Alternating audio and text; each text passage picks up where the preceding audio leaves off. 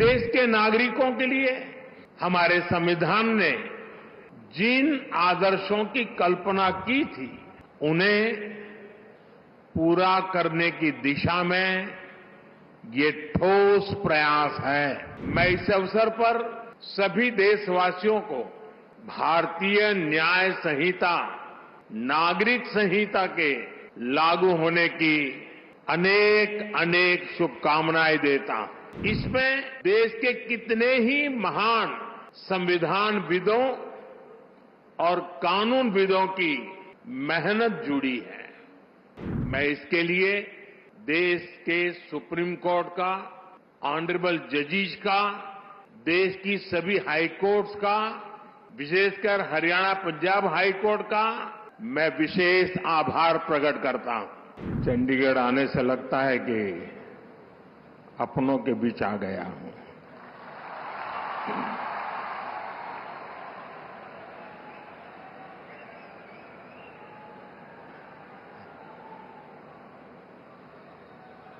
चंडीगढ़ की पहचान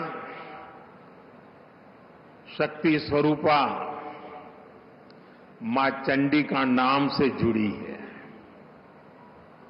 मां चंडी यानी शक्ति का वह स्वरूप जिससे सत्य और न्याय की स्थापना होती है। यही भावना भारतीय न्याय संहिता,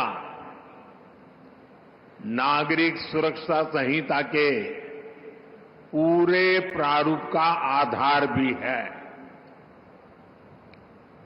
एक ऐसे समय में जब देश विकसित भारत का संकल्प लेकर आगे बढ़ रहा है, जब संविधान के 75 वर्ष हुए हैं, तब संविधान की भावना से प्रेरित भारतीय न्याय संहिता का प्रभाव प्रारंभ होना, उसका प्रभाव में आना एक बहुत बड़ी शुरुआत है। देश के नागरिकों के लिए हमारे संविधान ने जिन आदर्शों की कल्पना की थी उन्हें पूरा करने की दिशा में ये ठोस प्रयास है। ये कानून कैसे अमल में लाए जाएंगे, अभी मैं इसका लाइव डेमो देख रहा था और मैं भी यहां सबसे आग्रह करता हूं कि समय निकाल करके इस लाइव डेमो को जरूर देखें। लॉ के स्टूडेंट देखें, बार के साथी देखें, जुडिशरी के भी साथियों को अगर सुविधा हो वे भी देखें।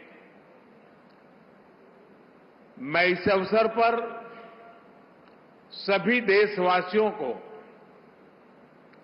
भारतीय न्याय संहिता, नागरिक संहिता के लागू होने की अनेक अनेक शुभकामनाएं देता हूं और चंडीगढ़ प्रशासन से जुड़े सबको बधाई देता हूं। साथियों, देश की नई न्याय संहिता अपने आप में जितना समग्र दस्तावेज है, इसको बनाने की प्रक्रिया भी उतनी ही व्यापक रही है। इसमें देश के कितने ही महान संविधानविदों और कानूनविदों की मेहनत जुड़ी है। गृह मंत्रालय ने इसे लेकर जनवरी 2020 में सुझाव मांगे थे। इसमें देश के मुख्य न्यायाधीशों का सुझाव, और मार्गदर्शन रहा। इनमें हाई कोर्ट के चीफ जस्टिस उन्होंने भरपूर सहयोग दिया। देश का supreme court, 16 high court, judicial academies, अनेकों लॉ इंस्टीट्यूशंस, सिविल सोसाइटी के लोग, अन्य बुद्धिजीवी, इन सब ने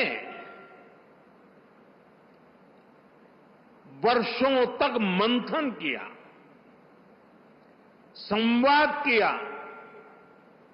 अपने अनुभवों को पिरोया। आधुनिक परिप्रेक्ष्य में देश की जरूरतों पर चर्चा की गई। आजादी के 7 दशकों में न्याय व्यवस्था के सामने जो चैलेंजेज आए, उन पर गहन मंथन किया गया। हर कानून का व्यवहारिक पक्ष देखा गया, फ्यूचरिस्टिक पैरामीटर्स पर उसे कसा गया। तब भारतीय न्याय संहिता अपने इस स्वरूप में हमारे सामने आई है।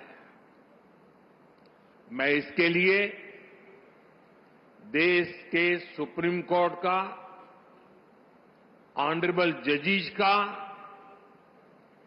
देश की सभी हाई कोर्ट्स का, विशेषकर हरियाणा पंजाब हाई कोर्ट का मैं विशेष आभार प्रकट करता हूं।